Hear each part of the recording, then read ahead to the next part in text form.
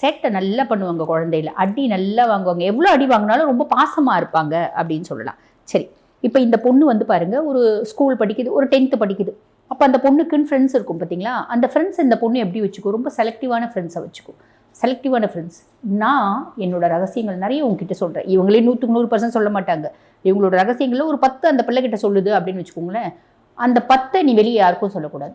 அதே மாதிரி அந்த பிள்ளை 100 ரகசியத்தை இவகிட்ட சொல்லுவா, இவ யாருக்கிட்டையும் சொல்ல மாட்டா. அதாவது அந்த சீக்ரசிஸை மெயின்டைன் பண்ணக்கூடிய கேரக்டர் கண்ணிக்கு உண்டு அப்படின்னு சொல்லலாம்.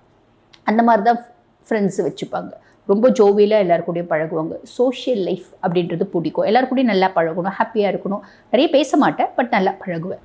யார்கிட்டையும் நான் வந்து பிரச்சனையே பண்ணிக்க மாட்டேன், பஞ்சாயத்தே வச்சுக்க மாட்டேன், ஒரு எனிமிட்டியே க்ரியேட் பண்ணிக்க மாட்டேன் அப்படின்றது தான் கண்ணி.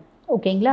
இவங்க வந்து பாருங்கள், இப்போ இந்த பிள்ளை வந்து ஒரு காலேஜ் போகுது அப்படின்னும் போது இந்த பிள்ளை லவ் பண்ணுமா? சாலிடாக லவ் பண்ணும். எதை பார்த்து லவ் பண்ணும்? அதீத புத்திசாலித்தனத்தை பார்த்து லவ் பண்ணும். மனதும் ஒன்று சேர்றது அப்படின்றத விட மைண்ட், அதாவது புத்திசாலித்தனமும் இன்டெலிஜென்ஸ் தான் அங்கே சிங்க் ஆகும். மனசு சிங்க் ஆகுது அப்படின்றது ஃபஸ்ட்டு இன்டெலிஜென்ஸ் சிங்க் ஆகும். இன்டெலிஜென்ஸ் சிங்க் ஆகி அந்த பையன் நல்ல புத்திசாலியாக இருக்கா அப்படின்னா இந்த பொண்ணுக்கு ரொம்ப பிடிக்கும்.